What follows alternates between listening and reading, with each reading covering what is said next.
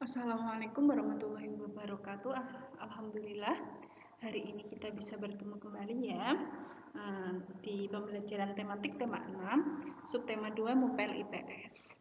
Hari ini kita akan belajar pemanfaatan sumber daya alam di lingkungan sekitar. Langsung saja ke materi ya.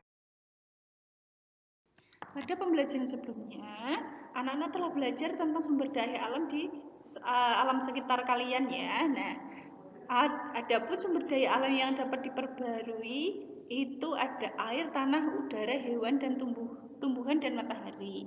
Kan kemarin anak-anak sudah belajar tentang sumber daya alam yang ada di sekitarnya, yaitu sumber daya alam yang dapat diperbarui dan sumber daya alam yang tidak dapat diperbarui. Nah, sekarang kita akan belajar tentang sumber daya alam yang berupa bentang alam.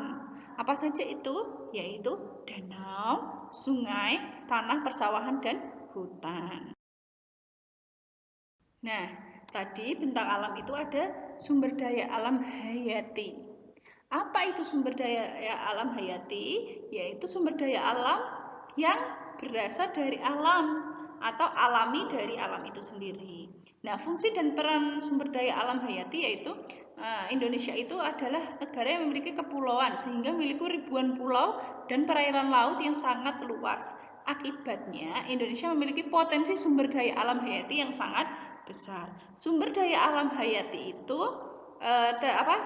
kita bisa dapatkan dari semua makhluk hidup yang ada di bumi ya. Contohnya hewan, tumbuhan, dan mikroorganisme. Jadi sumber daya alam hayati itu yang diperoleh dari makhluk hidup seperti hewan, tumbuhan, dan mikroorganisme. Sumber daya alam hayati terbagi menjadi dua, yaitu sumber daya alam nabati dan sumber daya alam hewani. Nabati itu yang berasal dari tumbuhan, kalau hewani yang berasal dari hewan. Nah, tadi kan Bu Sari sudah menjelaskan tentang sumber daya alam hayati, yaitu terbagi menjadi dua, yaitu nabati dan hewani. Nah, sekarang Bu Sari akan menjelaskan tentang sumber daya alam nabati. Di Indonesia, sumber daya alam nabati itu berfungsi sebagai bahan pangan, sandang, dan bahan baku olahan kayu dan obat-obatan.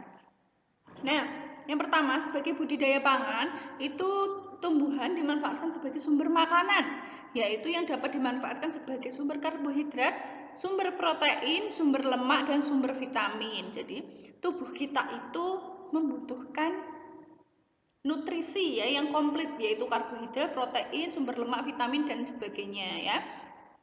Terus ada contoh yaitu sumber karbohidrat itu ada ubi, jagung, kentang, dan beras. Terus sumber protein itu ada kedelai, kacang hijau. Terus sumber lemak yaitu kacang tanah dan kelapa. Sumber vitamin sayur-sayuran. Nah, yang kedua yaitu sebagai sebagai sandang ya. Sebagai sandang atau bahan pakaian ya, antara serat rami sebagai bahan dasar rayon, kapas sebagai bahan dasar katun, dan serat sisal sebagai bahan dasar linen. Jadi tumbuhan-tumbuhan tersebut dimanfaatkan sebagai bahan baku untuk membuat kain yang akan dijahit menjadi pakaian. Ketiga ada tadi ya, kayu dibuat olahan ya. Kayu itu dimanfaatkan sebagai pembuatan mebel seperti kayu jati dan kayu yang lainnya dibudidayakan dari hutan seperti meranti, rotan, dan yang lain sebagainya. Jadi kayu-kayunya itu dibuat untuk membuat kursi, meja, almari, dan yang lain sebagainya. Pintu, pokoknya banyak ya. Kayu dimanfaatkan untuk pembuatan mebel. Terus yang keempat yaitu sebagai bahan obat-obatan, yaitu tanamannya itu dimanfaatkan sebagai obat-obatan atau apotek hidup, ya yang biasanya dikenal sebagai apotek hidup, seperti kumis kucing, jahe, kunyit, kencur, dan temulawak yang kita manfaatkan sebagai obat-obatan. Nah, sekarang fungsi dan peran sumber daya alam hayati yaitu yang hewani. Ya, sumber daya alam hewani digunakan sebagai sumber pangan ya. Jadi selain nabati tadi sumber pangan, hayati juga dimanfaatkan sebagai sumber pangan. Dalam hal ini pangan digunakan untuk memenuhi kebutuhan manusia sebagai makanan sehari-hari, misalnya ikan dan hewan ternak. Ya, yang pertama yaitu ikan tadi dari perikanan ya. Jadi ikannya dimanfaatkan manusia sebagai apa? Bahan makanan. Selain itu juga di hiburan ya, seperti ikan hias kita taruh di akuarium buat hiburan kita, terus seperti mancing gitu ya. Terus hasilnya bisa untuk kita konsumsi sendiri atau untuk ikan hias di rumah, atau biasanya kalau kita mencari kerang, kulitnya kita manfaatkan sebagai kerajinan. Terus yang kedua yaitu peternakan ya. Peternakan itu berupa hewan liar maupun hewan yang sudah dibudidayakan. Peternakan menjadi beberapa jenis, yaitu peternakan potong dan peternakan kerja. Ada ayam yang dipotong, ada juga ayam yang bertelur. Terus peternakan perah yaitu sapi. Sapi yang hanya untuk diperah susunya, tidak diambil dagingnya. Peternakan unggas seperti peternakan itik, peternakan bebek dan yang lain sebagainya. Dan ada aneka satwa yang biasanya dibudidayakan di kebun binatang. Nah, pemanfaatan sumber daya alam, ya, manusia memiliki kebutuhan yang begitu banyak dan terus berkembang dari masa ke masa. Untuk itu manusia terus memanfaatkan sumber daya alam di sekitar semaksimal mungkin dan sebijak mungkin. Berikut ini beberapa cara yang dilakukan manusia untuk berbidang memanfaatkan sumber daya alam. Yang pertama yaitu bidang pertanian ya. Tanah yang subur di Indonesia dan memiliki iklim yang mendukung merupakan kekayaan yang tak terhingga kepada rakyat Indonesia, sehingga mayoritas rakyat Indonesia itu bekerja sebagai petani.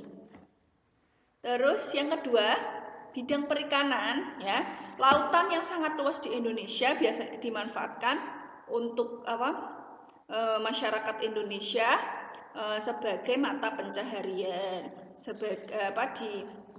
untuk pekerjaan, yaitu biasanya nelayan atau mereka punya tambak dan yang lain sebagainya. Bidang pertambangan ya, tambang di Indonesia itu hasilnya sangat banyak seperti minyak bumi, batu bara, terus ada emas juga ya, karena Indonesia memiliki tambang emas yang sangat besar yang ada di Papua, namanya PT Freeport. Itu adalah salah satu penyumbang bahan baku emas terbesar di dunia.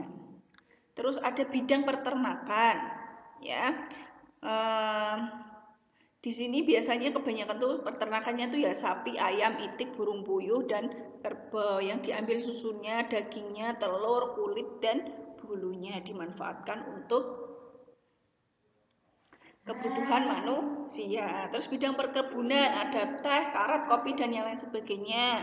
Itu juga dimanfaatkan untuk sebagai mata pencaharian ya.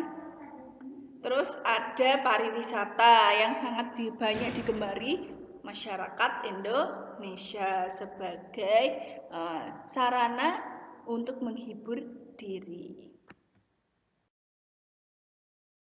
Nah, itu saja yang bisa Bu Sherly sampaikan saat ini. Semoga bermanfaat untuk anak-anak. Semoga kedepannya Bu Sherly dan anak-anak bisa lebih baik lagi dan bisa belajar bertemu kembali. Amin Allahumma amin. Sekian dari Bu Sherly. Wassalamualaikum warahmatullahi wabarakatuh.